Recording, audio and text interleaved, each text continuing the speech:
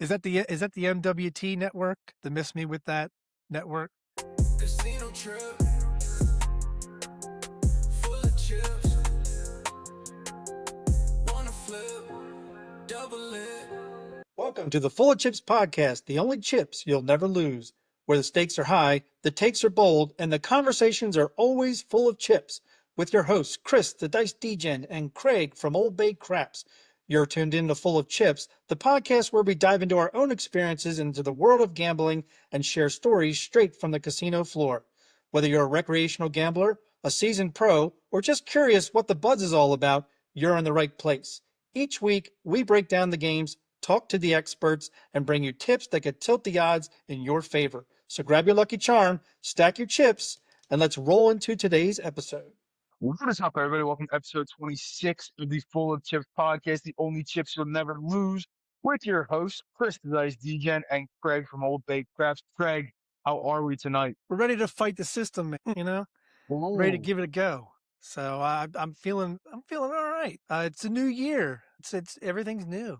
So we're here to give it to the people, and give them all of our knowledge and give them all of our stories, and hopefully at the end of the day they're full of chips. So apologies to everybody. I know so many people are waiting on pins and needles for episode 26 of last week.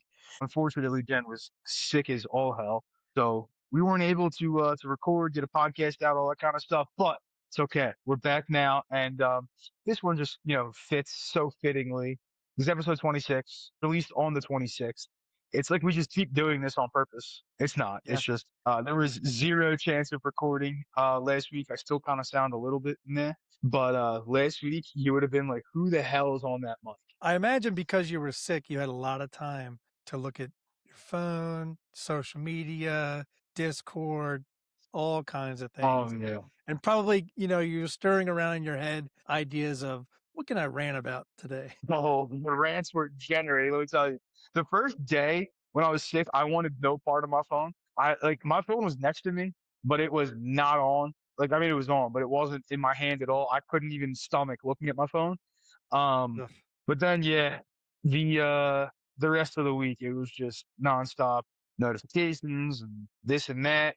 And made me very ranty, that's for sure.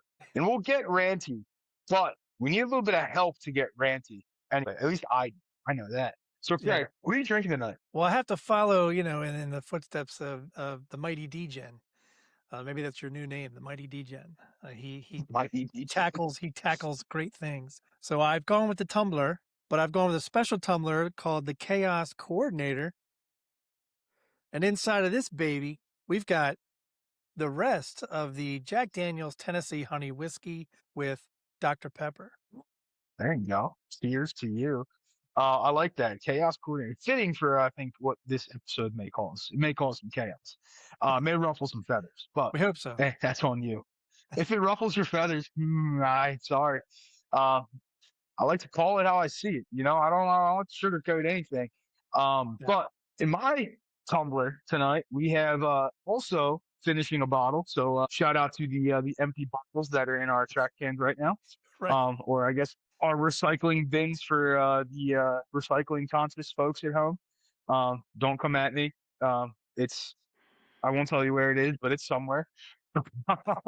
So I have the rest of my bottle of Baker's Mark and some Diet Coke. So I'm ready. Maker's Mark. I've only ever had Maker's Mark with ginger ale. It's good with it's good with anything. I like it. I opened the cabinet today and I said, what do I want to drink today? And started looking around, saw some options, and then I said, you know what? You know what smart DGens do? We finish a bottle so that bottle can be replaced with a new one. In addition, I like the you're back to the black background. The decorations are Oh yeah, gone. It's the new year. It's time to go back to they black. are gone. It's back to black. Yeah, the decorations are gone. That was a feat, let me tell you. I got to shout out to the wife. Then she killed it when I was sick. Same. She was taking a lot of the decorations down, and she put them down. I packed the decorations in the boxes because I'm very good at Tetris, and I just play Tetris with all the decorations, fitting them into the box and stuff. But she took them all down, had them ready for me to go. So this weekend, I cranked them out and they're away now. So there's no more Christmas tree behind me. I will say though, I do miss it just a little bit. The little lit up background. It was nice. Well, I mean that can still happen. We can get some lighting and make it all like a rave in here. Well, I have to tell you, this weekend we started, it's like spring cleaning in the winter. Movie guy. I had this shelf over here behind the craps table that was full of DVDs, cases of DVDs, cases of CDs. Chris, you probably won't believe me if I tell you, but I got rid of 50% of my library of movies that were either Tasty. What you duplicates, doing it? well, trash. They were either Oh, duplicates. I literally had 5 copies of the same movie on DVD, but I got rid of there you all go. the DVDs that weren't Blu-ray. And then I kept only the ones that I knew I would watch because I'm getting another Blu-ray player for the big television next to my work desk so I can have movies on in the background. But it was a feat, Yeah. and it was a little hard saying goodbye to some of those movies, but I knew I would never watch them again, so out they went. There you go. Spring cleaning in the winter. I like it. Yeah. Think weird, you kind of what you get attached to. Like, there's certain things that like they cannot get tossed. Doesn't matter if I don't touch it for years, can't get touched, can't get tossed. Like, it's just one of those things where like you get that attachment to it. But I'm glad you're getting a new Blu-ray player. It's funny. I was going to ask you if you had a DVD player at all. I do not own a DVD player. Like, I don't I'll own one at all. There might be a rant, I don't know, a future rant about, you know how I feel about streaming services and not being able to watch what I want to watch when I want to watch it. And then when I do catch the movie, I've got to watch ads every 3 fucking minutes. So Mm-hmm. that's the reason why I'm going to get a Blu-ray player, because I want to watch movies that I want to watch when I want to watch them with no interruptions, and they come with the special features still. So There you go. Yeah, I will say the streaming services are really frustrated with that. Not only do you need to own or subscribe to every freaking streaming service, right?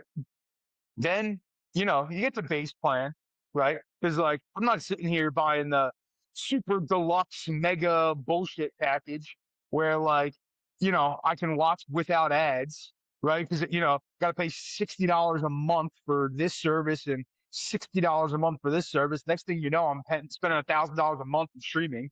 Probably close to that anyway at this point, but who the hell knows? Um, it's one of those things where I guess I need to download like Rocket Money or whatever and see how much I actually pay for these services. Um, I think you'd be but they surprised. frustrate me. Oh yeah, I I mean, already it, know it, it. it makes you Like think, should I go back to cable? Because it was a lot simpler then. you can't even watch anything on cable these days. Like take for example the NFL, right? First week of NFL playoffs, you got one game on Peacock, one game on Prime, one game on this, and I'm like, I mean, luckily I have all the services, so like I can watch the games. But like for the folks who don't have it, like they can't watch it. Is What the that the heck? is that the MWT network? The Miss Me With That network? You gotta watch it on there. Yes, yes, yeah, exactly. It's jacked it up the ass while you're watching it too, because you already know that you're paying $8 a month for some service that you're literally only watching football on once per month, if that. Now look, you didn't grow up in the era I grew up in, which was there were 3 channels. That was it in the 70s, and ads were expected, right?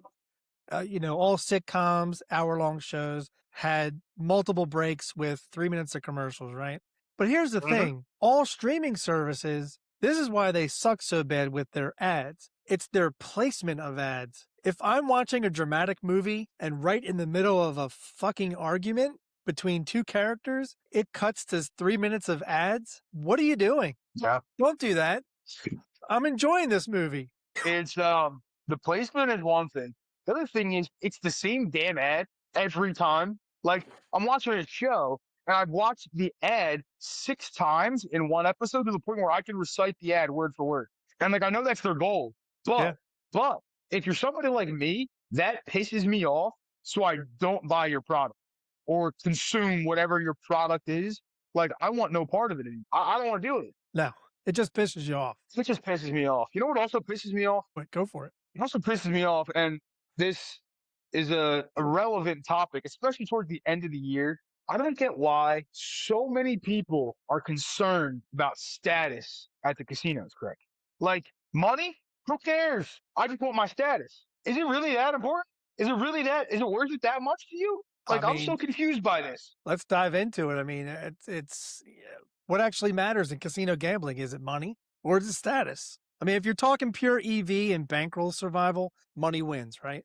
You know, money is how we breathe when we gamble, right? Without it, you can't play long enough to leverage skill, strategies, or discipline. Your bankroll management doesn't exist. Your bet sizing, your risk tolerance all live in the money first universe. That's just the way it is. But are you money or are you status? Because if you're money, the casino doesn't care about your reputation if you're broke. The Yeah, dice don't exactly. care either, right? No, no. And like, I'm not going to say that going for status is necessarily a bad thing, right? Like, I was even guilty of it this year, right? I went to the casino purposefully in between Christmas and New Year's to hit the next level of status. Mind you, there was a multiplier, and I was literally 50 points away from the next status.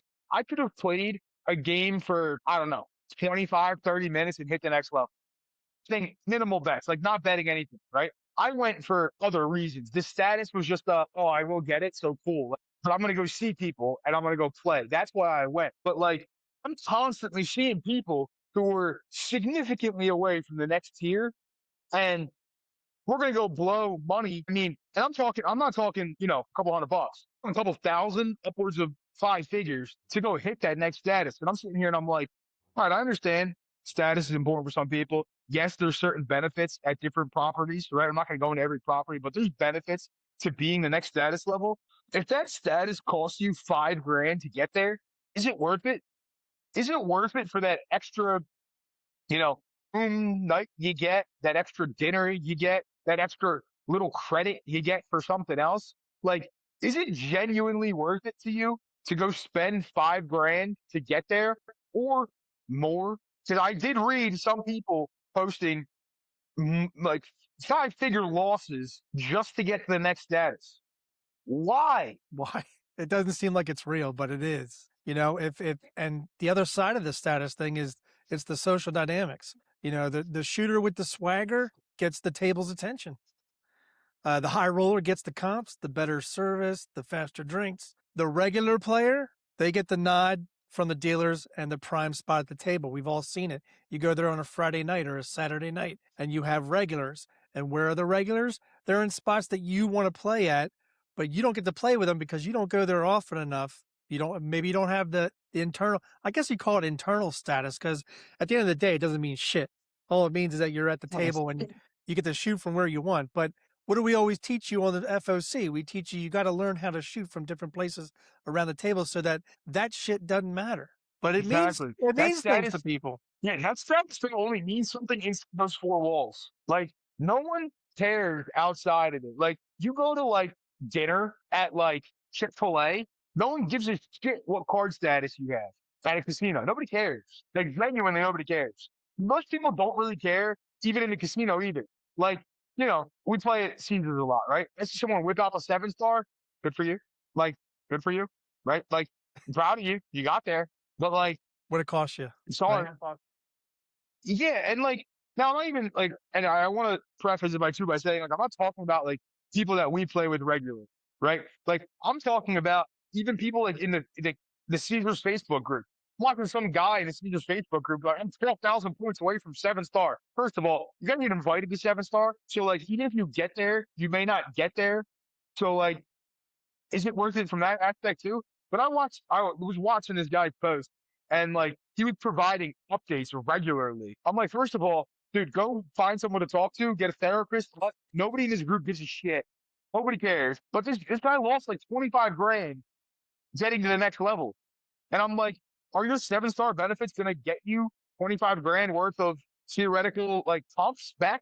No, they're not. I don't know. I mean, I'm all for, getting next level, all that kind of stuff. But if you want to be a serious gambler, you have to focus on the money first because, and we said it on an episode with Bruce when we did the Blackjack Brief, like if you're up $1,000, get up and walk away because you're trying to fight for those points. you might lose that 1,000 plus another 1,000.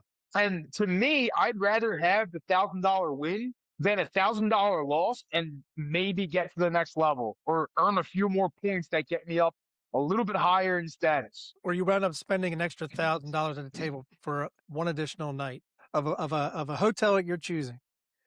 But Yeah, the people you're kind of talking about are more so the people that think status shapes how others treat them, and yeah, how they get treated at the table and how much fun they think they'll have. But it's people wanting to feel like they belong in a place that's all about the show. And the show does not care. It doesn't care about you, doesn't care about your status.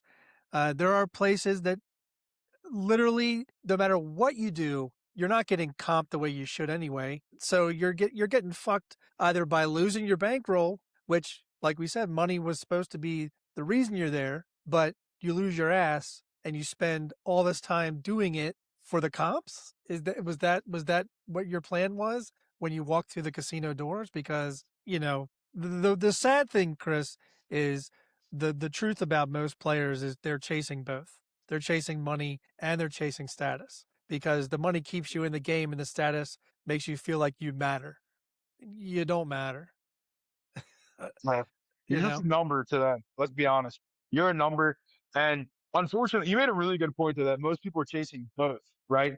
And unfortunately, I feel like the money gets trumped by the status for a lot of people, right? Where like they could be playing and they could be winning a little bit, but they want more time at the table, so they stay there a little bit longer.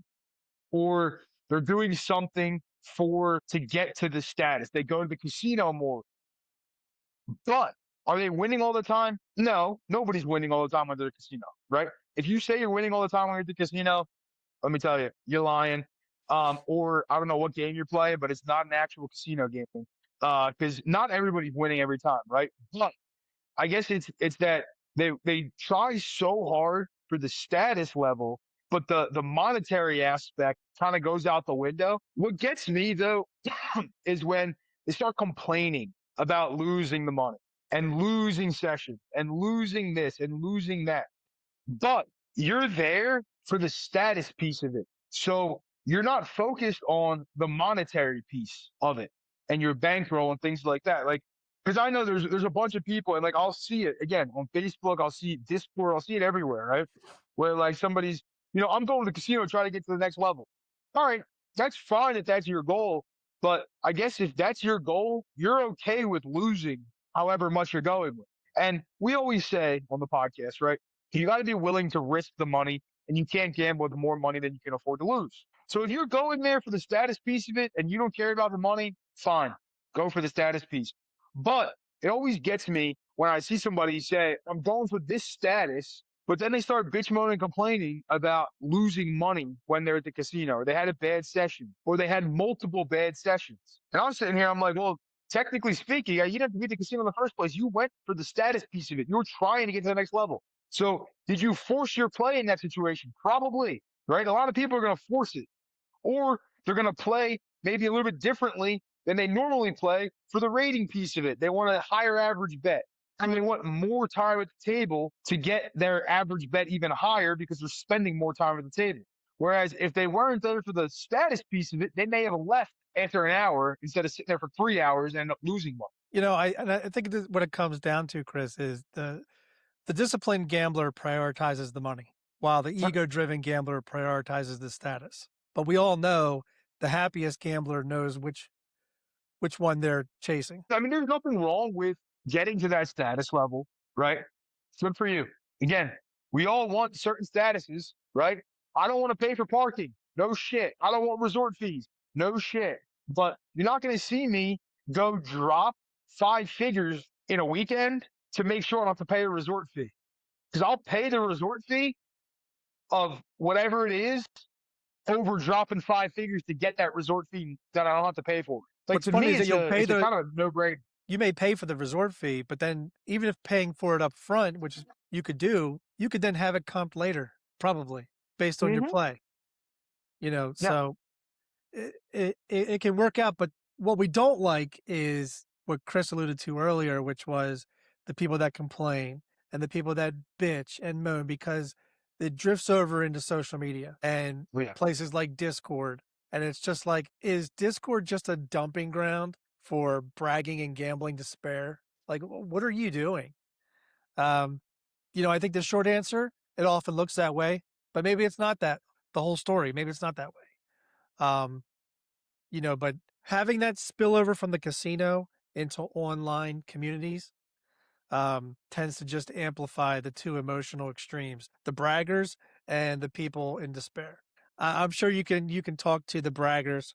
You've heard it before. I hit these all tall small. I parlayed the hard ways. I ran 200 into 400, 4K. Woo! Because they get the most reactions in the Discord. So it gets Oh, yeah. repeated over and over and over, and people love attention. And gambling wins are a social currency. Mm-hmm. Yeah, I mean, like you said, Discord, right? Um, Facebook, same thing. Any of these like gambling communities, forums, all that kind of stuff. It's just nonstop spew all day of wins, losses, highs, despair. It's both ends of the gambling spectrum. And hopefully, you're on the good end of that, I guess. But like, if you ever read those things, it's so toxic. Like, when I'm bored, I'll sit there and I'll scroll through like the Discord or I'll scroll through Facebook just to see. And like, I'm reading the comments already on Facebook. You already know as soon as I see a post, I'm going straight to the comments. Why? Because I mean, I guess maybe I'm an addict for the toxicity because I love reading it. But like, I sit there and I'm watching some guy, posting about, a $25,000 color up. All right, fine, good for you, dude. Congrats. Then I'm reading the comment. Oh, I wish I could do something like that. Or, oh, that's great. How'd you do it? Oh, I did this or this and this. Oh, I'm gonna try that next time I go to the casino. And I'm like, oh my God, here we go. So the guy who won 25,000 bought in for 15,000. Yes. Did he win 10,000? It's great. It's the same thing as buying in for $100, winning 150 and walking away with 250. Take a couple zeros off. It's the same thing. But no, you get the people who see it online, on social media, on Discord, Facebook, whatever it may be, Reddit, whatever forum you want to go to, who think that they have to take their $500 buy-in and turn it into $25,000. Let me tell you something. If that person took the 10K and turned it into 250,000, then maybe you could sit there and be like, well, I wish I could turn 200 to 25. Big difference. Or you'd be like, that's impressive. Like, Yeah.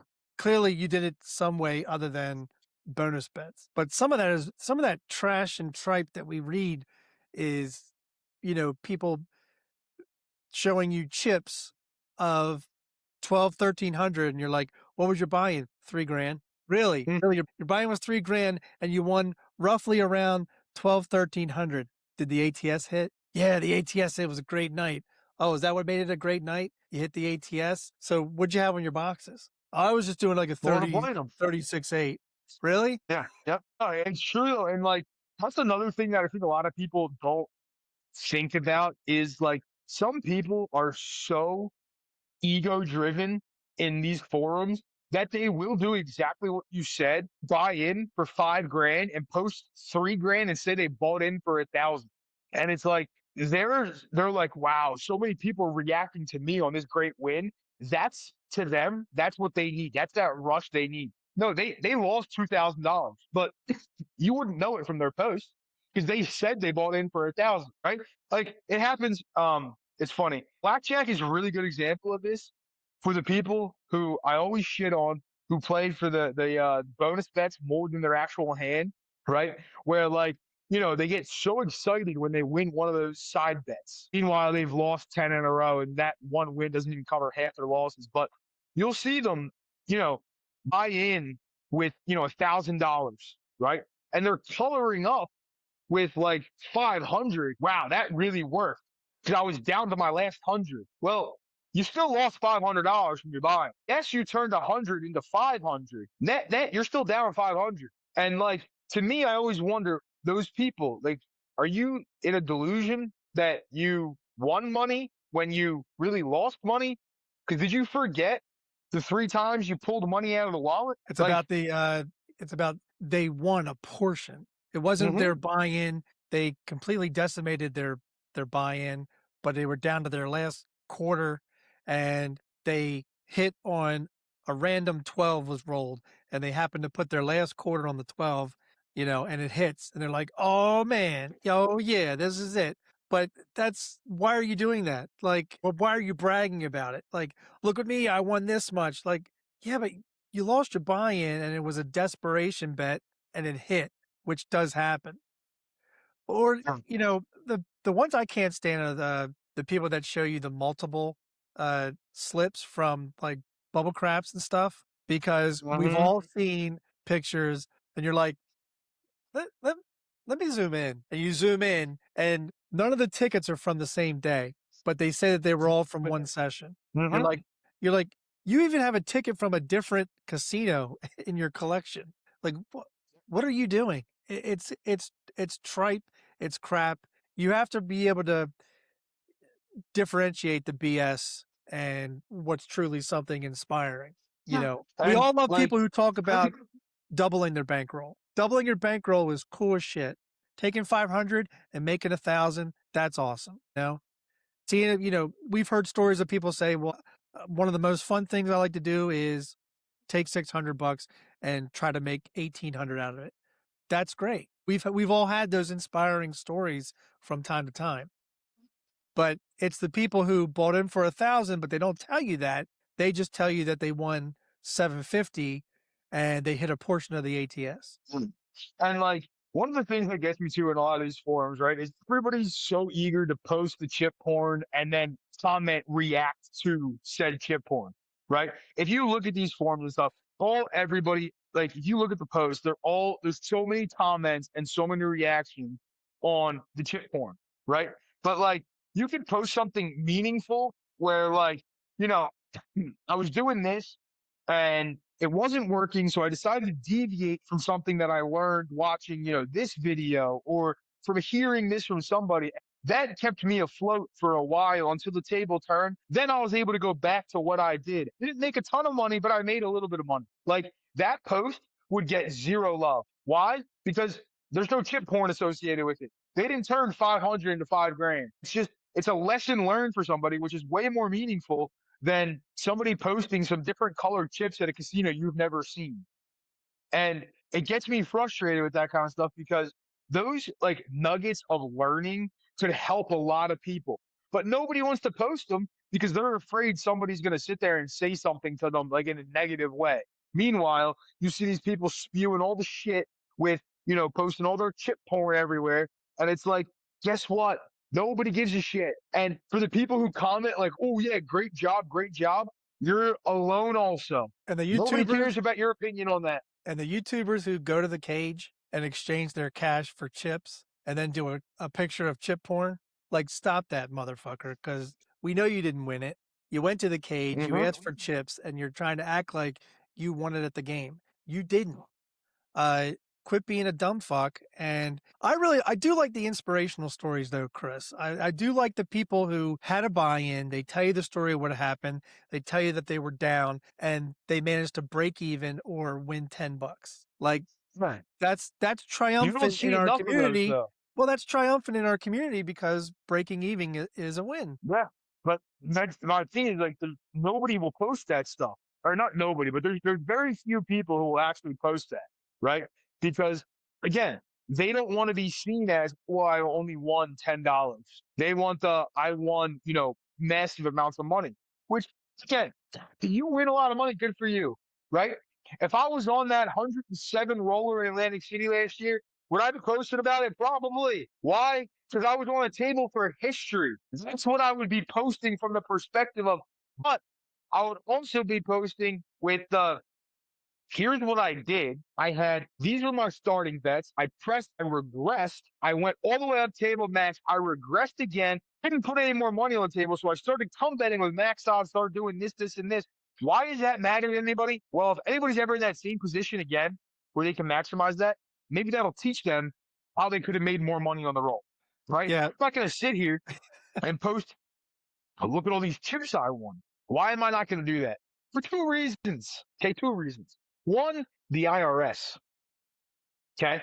You post that shit, they can find it. If you're not claiming that, you're in trouble, likely. All right. Number two, guess what? Not many people care. They really don't. I'm sorry.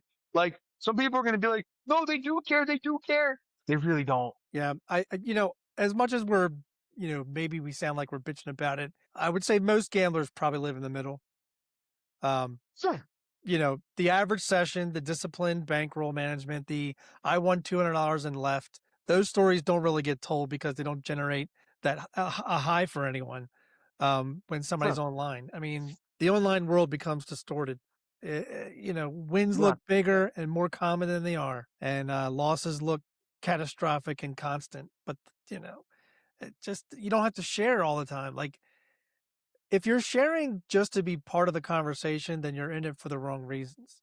If you're sharing to be educational, share something that really made you proud at the table or proud to be a part of a table like that 107 roller, something that's historic. Even if you were at that 107 roller and you didn't win as much as you should have, to be there to witness two people break $250,000 is an amazing thing to see. Mm-hmm. I mean, the one thing that just blew my mind was when they brought out the Ziploc bags in order to carry the Yeah. chips to the cage, and It's a problem I wish I had.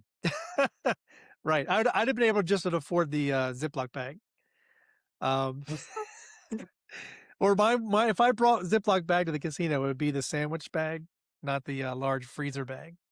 So, It's almost like, giant grocery bag that you're coming like the refrigerated bags that are insulated that you can, put your meat in and stuff. but what we're, Chris and I are seeing is that these communities take on the personality of their loudest members, right? Mm-hmm. Um, if the loudest voices are the braggers, the degens, even though you're a degen, I know you're a degen, and the one more role philosophers. I mean, then the whole space starts to feel like a roller coaster of ego and misery. Like, Yeah. really? Like that's your post? And I know that, Chris, being a Philly guy, it's hard to stand back and not just start throwing darts at all the shit that's being said in Discord. And you're just like, hashtag untrue, hashtag never happened, hashtag no one cares. I really though. But see, here's the other thing too, is like, and this is for the folks who get down and discouraged when they see these things, are like, yes, you see a lot of the winning posts. You don't see the losing posts, right? And like, don't think that those people don't lose, right? Yes, you see them always winning, okay? They're not always winning, right? And I think it's a bad thing for a lot of people who, like, they'll see somebody posting, oh, this is what I won. I won this. I won this. I won this. But then it affects some of the people in the group by like, well, I never win. Or I win way less than I probably should. And then, they start thinking, okay, well, I've been playing this disciplined way. And when I win, 20% at the casino a couple times in a row, but then I go and have a really bad session and lose everything I won, it sucks. Well, yeah, it does. All right. But again, it's gambling. Okay. And you see people posting all these massive wins, massive wins, massive wins. They're not going to post their massive losses. They won't do it, right? People will post about losing, okay? Or like a trip report. They'll post, where the losses were. You ever look at those trip reports? The wins have so many details. The loss has no detail, just says negative X, and then we go on to the next one. Why? Nobody wants to talk about the loss. Nobody does. All right. And you're not going to see somebody go, oh, I lost $10,000 at the casino today. Like, no one's going to post that in Facebook or in Discord, right? Plus, again, you want the attention. They lost 10 grand. Oh shit. Let's talk about this one, right? Why'd you lose 10 grand? The dice sucked. Here, that's why you lost. That's what we blame the dice. Yeah. Okay. We've seen plenty of people with their opinions. We've seen things get messy fast in Discord. The mixed opinions they're not managed, very well. Chris and I are part of a lot of Discords, probably an average of 7 to 10 different Discords. Easily. From time to time, there gets to be people who just fucking brag and brag and brag. And you're like, hey, pal, get a channel and show me all this shit that you're talking about because I want to see it. I want to learn from you too. And no, they're not getting a channel. They want an audience to take in their spectacle.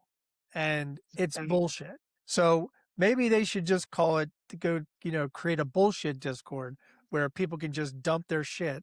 And then other people will say, wow, your shit looks awesome. Or wow, that's a lot of shit. Yeah. Because that's what Discord is becoming. And I don't like it. I've removed myself from a few Discord just because day in and day out, besides the multiple, I had to turn a notification off on the phone.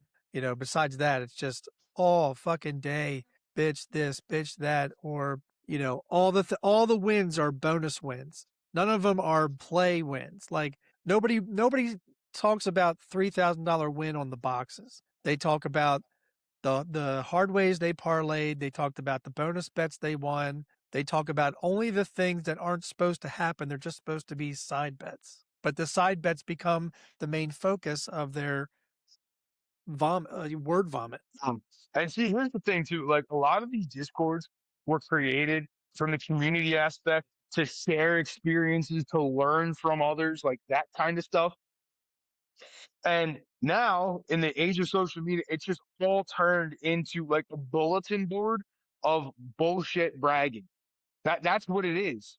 And it's discouraging for a lot of people, right? You've removed yourself from I have pretty much all of them muted. Why? Because they just go off all day long. First of all, I'm busy, right? I don't have time for that shit showing up on my screen and all this kind of stuff. I will go read them, right? I'll sit on the couch, watch TV, scroll through and see what's going on, right? And most of the time, good information is exchanged, good stories are exchanged, tips, tricks, whatever it may be. Predominantly what's in there. When there comes the point of the boasting, the bragging, the ego driven shit, that's what generates massive discussion, right? I could sit in there and post, I threw a book of 720 on Bone Tracker. These were my results. This is what I'm looking at. My dice were on access this amount of times, yada, yada, yada, right? I'll probably get 2 or 3 responses, maybe a couple thumbs up, maybe a heart on the message or something, right?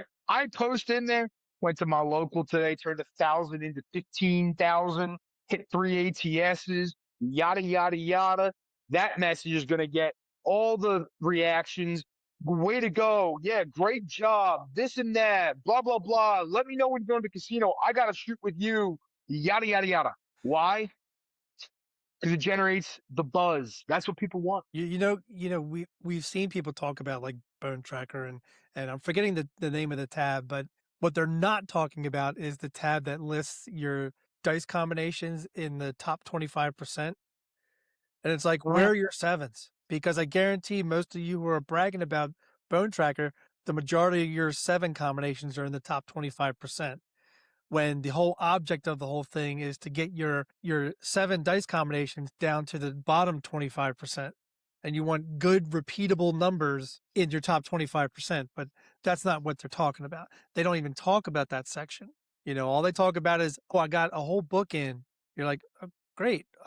Did you know it takes multiple books to find your average and to find uh, the right column that you're supposed to be in? Do you even know what column you're talking about? What column are you? Yeah. They don't know. Or on this book, I had 15 30 rollers. Great. How many 7s you have in that 30 roller? Or how many times you PSL when you didn't have the 30 roller? We don't talk about that. We just want to talk about how great we did. And, it's discouraging for a lot of people. For granted, I will say, I'm the first one to say, give me my popcorn, let me read this shit. Because, like, it's entertaining, right? But it's entertaining for me because I don't care and I don't consume it in the way other people are consuming it. I'm consuming it for pure entertainment. That's what I'm looking at it for, right? I know that there's going to be post about this or a post about that, or somebody's bitching about the Thompson Caesars this week. Okay. They don't like the menu with the 7-star lounge. Why am I reading it? Because I want to see what people are saying because it's entertainment for me, not because I'm getting anything out of it. The thing is, it could become healthier and smarter and more grounded if people use it the way it's supposed to be used, which is a communal thing. Like it's supposed to be a place to share, hey, I went to such and such in Chicago, or I went to Atlantic City and, I had these sessions and these were all my sessions and here's a breakdown of my sessions. And, I just I just couldn't get anything going at first. And, it was like this, and this. Day 2, I had a big turnaround. I was able to come out of the negative and into the positive. And like, that's what I like to read. Too. Or when people start talking about like table conditions, right? Oh, I played at this casino, and this casino. This one had 12 footers, this one had 14 footers. Here's what the surface looked like. Oh, I played blackjack here. They had 6-5. This one had 3-2. 8-deck shoe, 6-deck shoe. No auto shufflers here. I played this one. I did that. Like that kind of stuff to me is like very, very good to read and great nuggets of information that I will store for like future reference, right? Or use the Chicago trip, like you just said, right? I went to Chicago like 2 years ago, 2 years ago. And that's what I wanted to know. What do the tables look like? What did I do? Reached out to people who were in Chicago. Why? Because I want to know, one, can I meet up with them? Two, what do the tables look like? What am I walking into? What should I expect when I'm walking in there? How much money have you wanted this place this year? Like, if I wasn't on the roll, it don't matter to me. I don't care. It is what it is. But what I will say is, for the folks who are reading it from a despair standpoint, take everything that's posted with a grain of salt. For the people who are riding their egos real high, congratulations.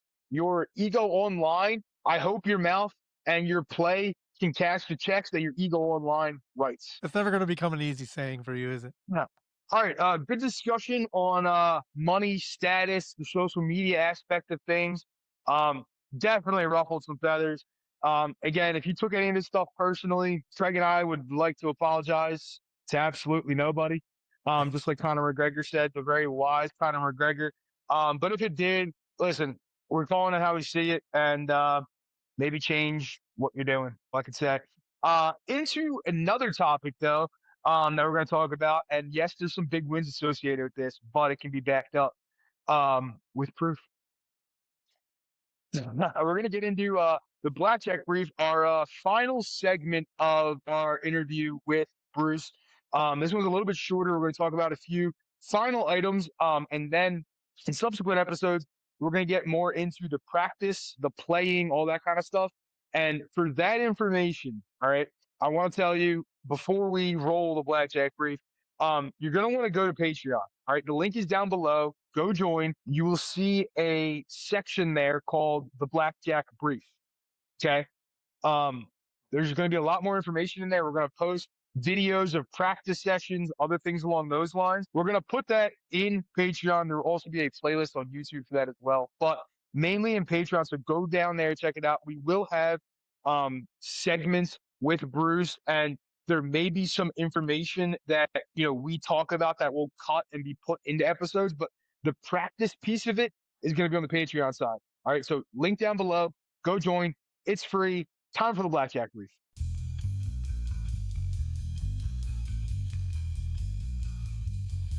Of course, I really don't have a bankroll that I use, but for this purposes, I know we need to come up with one. If somebody's going to play 50 and 100, say $50 and $100, I would say you'd have to have at least $2,000 as a bankroll. Well, if you're thinking about it, right? I mean, for the mathletes at home, it's really easy to figure out a bankroll if you're going to play 40. If you're assuming you're going to play 40 hands in a shoe, right? You're playing 50, 100. If you're playing 10 hands at 50, right? And another 10 hands at 50, because if you're going to play 40, you got to play 10 twice. $1,000, 500 for the first 10, 500 for the second 10. And if you're going to play $100 for 10 and 10, that's another $1,000. So you would need $3,000 to play at a 5,100 level for 40 hands. As we always say, right? Just because you have the bankroll doesn't mean you need to use all of it, right? But if you want to be properly bankrolled, assuming you're going to lose every hand, which we hope to pray you don't. Again, limit your doubles. You won't be doing it at home. Shouldn't do it at the casino either. Right. Yep. Exactly. That would be a decent number to. I mean, if you don't have, I mean, there's a problem that people have in the casino, especially the lower level bettors. If you're only betting $15 or $25, $30, you'll never win.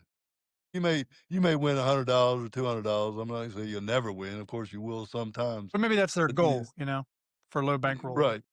Yeah. I mean, for what we're trying to do, you got to bet some hands. You can't just be, okay, I'm only gonna bet $300 total. You won't go anywhere. Yeah, because you have to play this at, dollar, $2 basically, which doesn't exist in any casino. Not Um, anymore. Not anymore, not anymore. But for some people, right? Like if you're gonna, let's say you do it every day and your goal is to win $100 every day, you multiply that, or even if your goal is to win, I mean, if you win $100 a day, it's $36,000 a year. So Yep. some people, that's good with them, right? Again, the whole thing with all of this stuff, the leveling is irrelevant, right? You do what you're comfortable, what you can afford, all that kind of stuff. The main premise is the play of the leveling of the hands and the practice at home, right? The casino is like the cherry on top of the icing on your Sunday, basically, right? The whole Sunday that you're trying to eat is your practice at home. Like that's the main piece of everything is your practice at home. Wouldn't you agree, Bruce? Absolutely. I mean, until COVID, I never did it. And then since COVID, I do it, and it's just regular. I mean, watch TV, watch a ball game, deal the cards, record the results. I mean, that for every individual, they'll be able to make almost come up with their own dollar amount that through practice they would need. They don't have to listen to me or listen to another book or anybody. Just be able to go, okay, a reasonable expectation. And I do underline many times, you gotta follow instructions. So, as we show them how to do it, and hey, I'm more than open to the universe. If anybody can show me a different way to do it that makes sense, and you can show it to me writing it down, it can evolve a little bit. Um, the and we won't talk about it tonight, but there's only about maybe 6 or 7 hands besides doubles and splits that I do a little differently, than the book does. But it's important because again, if you save a unit or two a shoe, makes all the difference in the world if you played 4, 5, or 6 shoes to Yeah. having winning session. Yeah, No and doubt. you've already talked about that hand leveling and why it works and the fact that it is scalable. You just have to change the amounts you want to use as your units. But are there other other what does the system do to limit some common pitfalls at the casino? Well, okay, there's a keyword tilt. Which tilt is basically just you're out of control, which we've all done many times in my career. I've gone on tilt many times. Tilt is basically the different 4-letter word, and it's not good.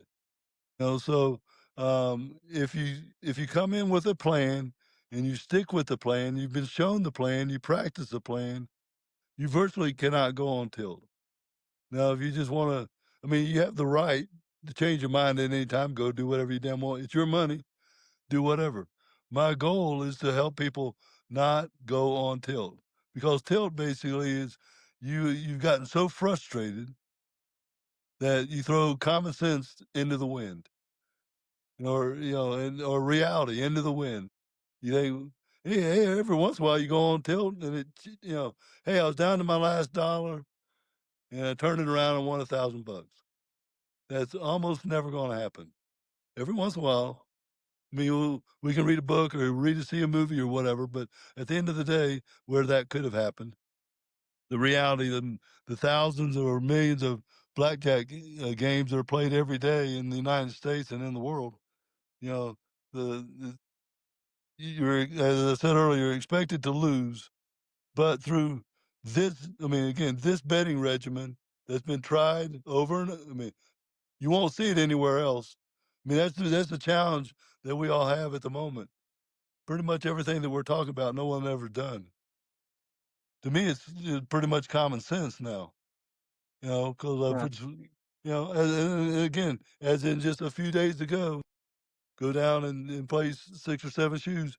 Exactly what I practiced, I put into play. Because the other part of this is you always got to know where you are in the way of your money. Most people, they got, you know, I mean, I literally at every moment Okay, if I start with $10,000 markers, so to speak, or 10,000 in cash, I know bet by bet where I am. You know, Yep. now, I mean, I've seen some of the influencers where I just sort of laugh each time I see it. Here's a martini glass. Here's another little bit of alcohol being consumed. You know, it's not good discipline. You gotta be fully aware, and because most of the time, even at home, you're probably not drinking and practicing at the same time. You could, I mean, I'm not. Who cares at that point? But again, through Yeah. through discipline, just being okay. Whatever I do when I'm practicing, I better be able to control myself in the casino We gotta because have a plan, and we actually have a veteran in the craps community who always stresses know where your bankroll is, and then be satisfied when you've reached your goal. Um, I think that's one of the pillars that you're talking about is having that plan going in. We know that so many people go into the casino with no plan, and all of them leave with their pockets empty, right? well, no question. Well, going going back to staggering the bet, I learned early on. Okay, if I have a reasonable expectation and I'm betting $100 and I lose the first four hands and I'm down $400. Well, the next and I go back and forth and I'm down $400 the first 10 hands. The next 10 hands, if I win the first four of those at $200, I'm now up roughly six or $800 at that point, and that could be a good time to leave. Yep. Or you're betting enough that you win the first four, five, or six in a row because it does happen. Then Hmm. you say, "Hey, that's my goal. I'm leaving," and you'll see it in your practice. You go. I would encourage everybody always play the 40 hands out. But say, okay, if I was playing, I would have stopped here. Say 600. Well, you may see, which we probably are going to see, if you play more hands and do this way. If you played out the 40 hands, you're up $1,600. So you quit early. So it's just a matter of seeing it and then understanding it to you know to I used to think play less. I'm still of the opinion play more, but we'll continue to go down this path to see if that is in fact the way to do it. I mean, I almost call it the LVS a way to play, which is lower volatility strategy. You got to cut the volatility because it just kills you. I mean, you used to be you would listen to people. Well, I'm going to double down my efforts in life, in their job, or in sports. I'm going to double down. Well, the double down is, of course, like in the blackjack vernacular. And all I said, hey, most people lose those double downs. So I would not be saying, okay, I want to double down because that's really not. They're using it as positive, but in the blackjack world that I've experienced, it's negative. But and then one of the other things that I guess we didn't talk about or we have in the past is some of the rules that I play under. They're willing to discount losses before you ever sit down. They expect you to, they expect you to lose.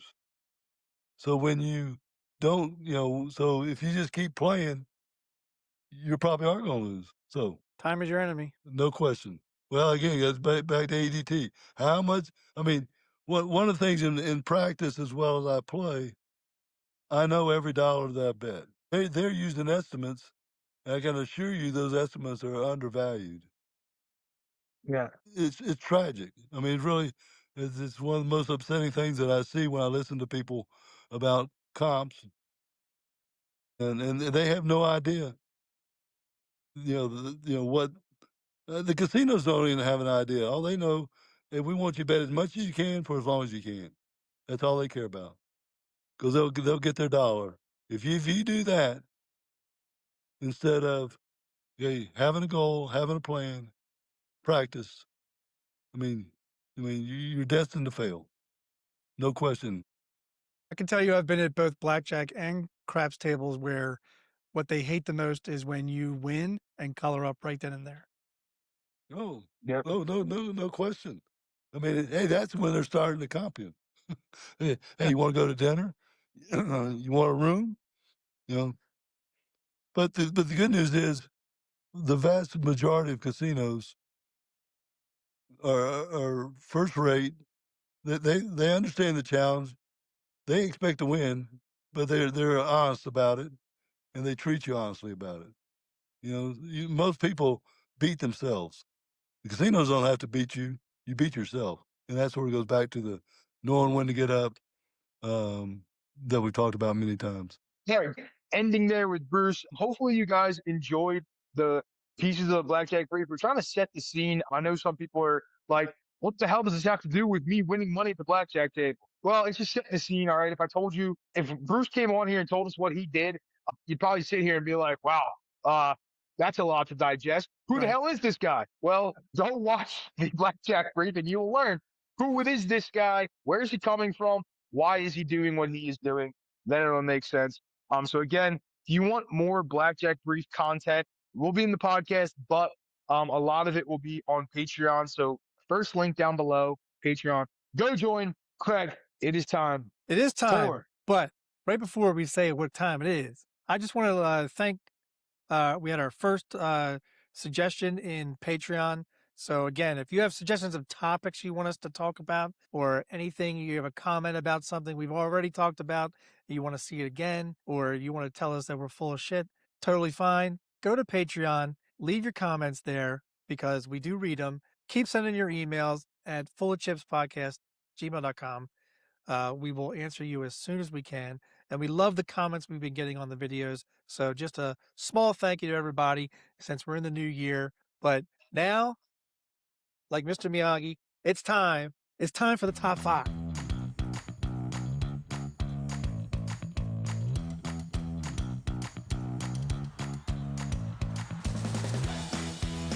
all right, our top 5 list today is the top 5 reasons you may be the problem. This will be good one. Yeah, We were talking about a little bit the green room. I know, Craig, you came from a more casino aspect. Well, I came in general. I'm going to relate that's some of it awesome. to casino, some of it to be in That's general. great. But maybe we won't have overlap. We probably will because it's us. But who I don't knows? know. So, Yeah, I don't know how Craig, to take it. So, number 5. all right. Mine are all geared towards the craps table. So here we go. My number 5.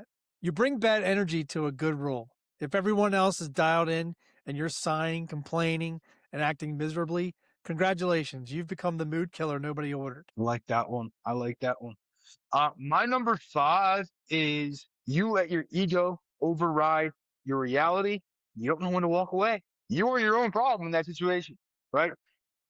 Most of this episode is talking about money, status, egos in social media, all that kind of stuff.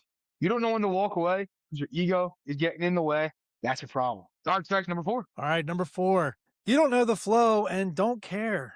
Buying in mid roll, tossing chips everywhere, asking the dealer for a fucking tutorial during a hot hand. These are the moves of someone who thinks the table revolves around them. My number 4 is you repeat the same thing over and over again, expecting different results. Let me tell you something.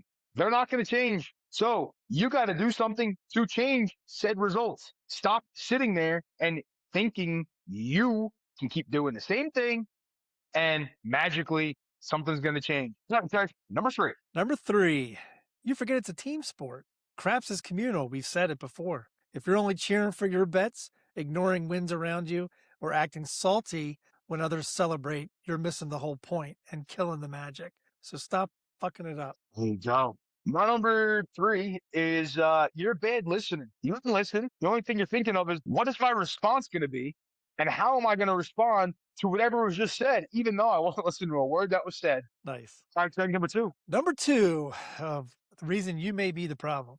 You treat the table like your personal therapy session. Everyone has bad beats, but if you're venting, spiraling, or chasing losses out loud, you're dragging the vibe into the basement, dude. All right, my number 2 is you confuse luck and skill. You think that everything you do, skill based, everything else that everybody does, luck. Let me tell you something. You got lucky. Not all skill based. Yes, it's good to be lucky, but Don't confuse yourself thinking that you are skillful in everything that you do, because most of the time it's luck. Very true. Very true. My number one of reasons that you may be the problem is you're the expert no one asked for. If you're correcting bets, critiquing throws, or giving unsolicited strategy tips, you're not helping. You're auditioning for a role nobody cast. So quit it, fucker. Yeah, quit it. I like that one. That's a good one. And number one, Craig, we have no overlap on this one, so it's good. Well, I guess technically maybe you put a piece because you did mention what I'm going to mention, but not really. A little different. My number one is you overestimate your bankroll and you chase your losses. You're the problem. Your bankroll is your bankroll. It's not bigger than you think it is. Let me tell you that. All right. Stop thinking you missed a big shot over there. You're not. Okay. You got to play within your bankroll. You can't chase your losses. When you start chasing your losses, start losing that bankroll even quicker. So stop overestimating your bankroll, stop overestimating your skill, and stop chasing your losses. I actually have a quote to go with your number one. Found Oh, this. there you go. Found this earlier today. Don't compare your real bankroll to someone else's highlight reel. There you go. That's valid though. Why do people do that? People will, everybody likes to compare. See, it's going back to even like the Discord, the social media talk, all that kind of stuff. Everybody likes to compare, right? Compare this to that. Guess what? Why don't you be your own damn self? Be individual. Be yourself. Nothing wrong with that. That's right. Stop trying to be somebody else. Be you, bitch. That's our tip of the episode. Correct. That's not our tip of the episode. It's not our tip of the episode now. It's a good tip though. Be you, bitch. That's gonna be a t-shirt. That's gonna be a t-shirt, Craig. There you go. FOC. I gotta write that down. There you go.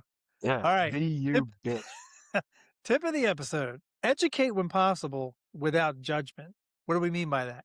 Every gambler remembers the moment someone took the time to teach them something, a rule, a bet, a mindset. We just talked about it with our interview with Clay, how Clay took Chris aside to teach him a few things when they first met. Without making them feel small, right? That's the energy you want to bring to the table. When you see someone confused, lost, or about to make a classic rookie mistake, you have a choice. Correct them with ego, like a dickhead, or guide them with grace.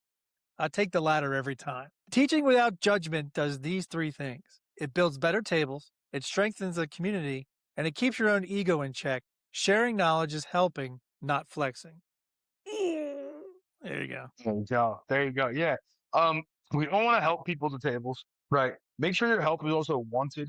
Like, don't just solicit help because you want to give it to somebody. They might not want your help, right? Right. And it also goes back to that whole ego thing, right? Like, most people who are helping from an ego perspective are usually trying to give advice to somebody who doesn't want it. And there's a nice way to do it, right? But when you are giving advice, like Craig said, no judgment, right? It's like Planet Fitness, the judgment-free zone. You don't want to have judgment in there. You want to have ego, bravado, all that kind of stuff. You're trying to offer help from the perspective of you're trying to help, right? There's nothing else behind that. You just want to educate somebody. Do it in a nice way, though. Approach it in a good manner. There's nothing worse than somebody trying to offer help and you can like people can feel when you're coming from like a judgmental place or you're coming from like a I'm holier than thou type place. You can feel it. All right. So check that at the door, help people out, and you can pick it back up on your way out, I guess, if you want to, or just be a better person. Don't have that mentality. But beside the point. Great episode 26, Craig. Really enjoyed it. Great back in the saddle. Yes.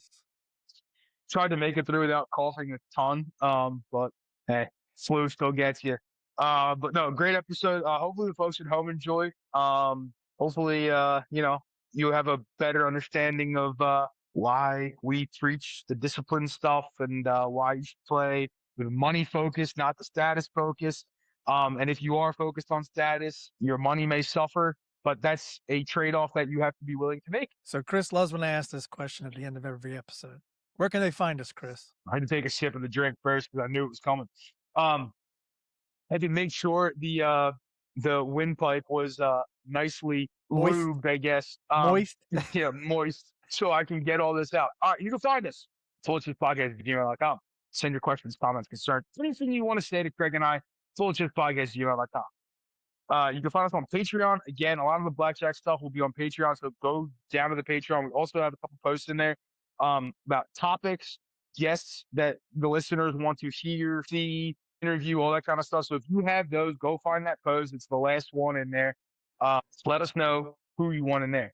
You can also find full-length versions of the podcast on YouTube, Spotify, Apple, and you can find short form clips and other stuff on TikTok, YouTube, Facebook, Instagram. There we go. All right, Craig, take us out. All right. If you want to be free from the full of shit zone, stay in the full of chip zone.